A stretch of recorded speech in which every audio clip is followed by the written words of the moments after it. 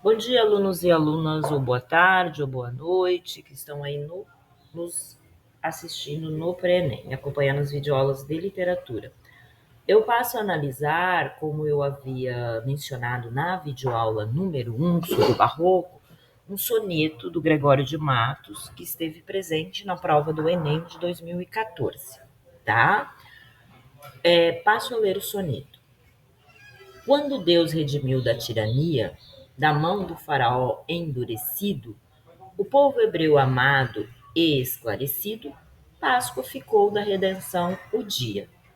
Tá? É só analisando as figuras de linguagem, os recursos expressivos que eu expliquei em videoaulas anteriores, aqui nós temos nesta primeira estrofe, aqui no último verso, um hipérbato, que é uma inversão. Tá? O que é inversão? O que é hipérbato? Quando você diz da minha vida cuido eu, ok? Isso é um hipérbato. Sintaticamente, você poderia usar sujeito predicado. Eu cuido da minha vida. Então, quando você tem passarinho, vírgula, eu vi, você tem um hipérbato. Aqui, no caso, você tem Páscoa ficou da redenção o dia. Né? O dia da redenção ficou sendo a Páscoa. Isso aqui é um hipérbato.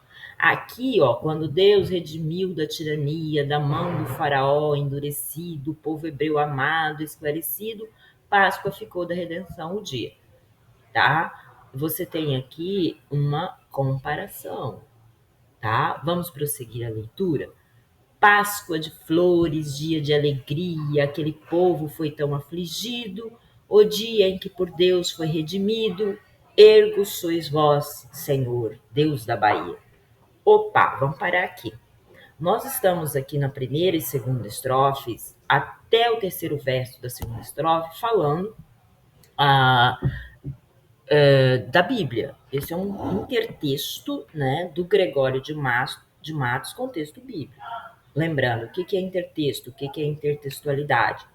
Quando você tem uma poesia, você tem um conto na literatura, você tem um romance, tá? Que remete a um outro texto conhecido. Aqui, no caso, a intertextualidade se faz com o texto bíblico do Antigo Testamento, tá? Quando Moisés conduz o povo hebreu para fora do Egito, fugindo do faraó, né? Os hebreus eram escravizados no Império Egito na África, né? No Império não é bem Império, Império é anacrônico falar, né? No Egito, na África. Tem toda uma história bíblica que todos conhecem, se não conhecem pelo texto bíblico, conhecem através do cinema ou da televisão. Beleza, até aqui ele fala disso. Mas depois ele coloca a Bahia. Putz, Gregório de Matos, Bahia, Bíblia, como assim? Tá? Gregório de Matos e Guerra viveu nesse Brasil imperial, Brasil colônia, cuja a sede desse governo é, era a Bahia. Lembrando que os portugueses, quando chegaram aqui, deram essa paradinha no Brasil antes de irem para as Índias, né? É que esse negócio de que Pedro Alves Cabral descobriu o Brasil, isso é um conto de fadas, né? Vocês, alunos de ensino médio, já não acreditam mais em contos de fada. E os historiadores, né? Toda a historiografia, a documentação que existe prova que Portugal já sabia da existência do Brasil há muito antes de 1500, etc, etc, né? Essa narrativa da história ela é muito problemática, tá? É a narrativa da história no livro didático, tá? Mas ok. Quem governava a Bahia? Era um governador diretamente nomeado pelo rei de Portugal. O rei de Portugal era dono do Brasil. O Brasil era uma colônia de Portugal, era uma imensa fazenda, né, pertencente ao rei português. Tá? Apesar de toda aquela história das capitanias, né, ele dividiu o Brasil em inúmeras fazendas, né, mandou para cá uns caras, os portugueses nobres, etc, etc, mas todos, a terra pertencia ao rei. Tá?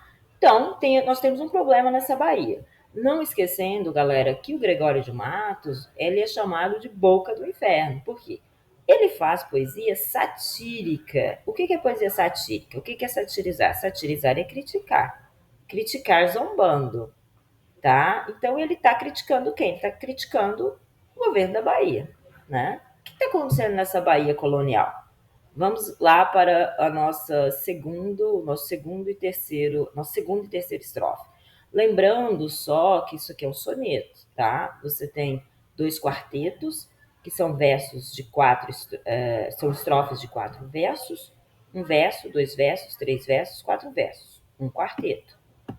Um verso, 2 versos, 3 versos, 4 versos, mais um quarteto. E você tem os 2 tercetos, tá? Isso é um soneto, é uma forma da literatura clássica. Isso vem lá do Renascimento, tá? Com os italianos, né? Então você tem toda essa literatura feita a partir de sonetos, ok? Isso é, por excelência, a forma clássica da literatura. Isso passou para o barroco, para o arcadismo, até na pós-modernidade tem poetas que escrevem sonetos, tá? Só lembrando dessa forma. 2 quartetos, 2 tercetos com rimas. Mas o que ele diz aqui na segunda parte da poesia? Pois mandado pela alta majestade. Quem foi mandado pela alta majestade? Alguém. A alta majestade está lá em Portugal. Nos remiu de tão triste cativeiro. Remiu nos livrou, né? A remissão, nos livrar. Semelhante a Moisés, que tirou o povo hebreu do cativeiro do faraó egípcio. Nos livrou de tão vil calamidade.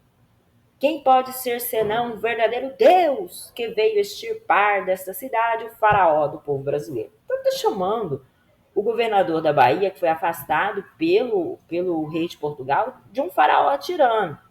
E o cara que veio governar a Bahia é um Moisés.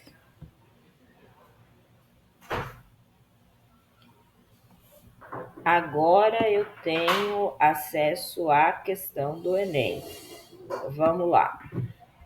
Com uma elaboração de linguagem, uma visão de mundo que apresentam princípios barrocos, o soneto de Gregório de Matos apresenta temática expressa por: letra A, visão cética sobre as relações sociais. Não se trata de visão cética em relação às relações sociais, tá? Porque ele não está fazendo uma crítica das relações sociais, e sim das relações políticas. Preocupação com a identidade brasileira não é isso. Nós não temos essa preocupação com a identidade brasileira, porque isso é uma característica da literatura modernista. Tá? Sempre essa questão de identidade brasileira ela é fortemente apresentada pela literatura modernista, mas começa pela literatura romântica. Você tem uma crítica velada à forma do governo vigente? Sim. Tá? O Gregório de Matos não está falando diretamente do governador da Bahia, ele não cita nome do governador afastado e nem do governador que o rei de Portugal mandou para o Brasil. Então ele está fazendo uma crítica velada à forma de governo vigente. Reflexão sobre os dogmas do cristianismo, ele faz isso, mas não nessa poesia que é uma poesia satírica de crítica social. Ele faz isso numa poesia que é a poesia religiosa, místico-religiosa. O questionamento das práticas pagãs da Bahia não é o caso. Tá? As práticas pagãs seriam as práticas para o Gregório de Matos naquela época, época do Brasil colonial, as práticas das tribos indígenas que ali viviam e as pessoas que foram sequestradas da África e trazidas para o Brasil, as religiões de matrizes africanas. Não é o caso, ok? Então seria essa questão a resposta correta, a letra C, ok? Seria isso.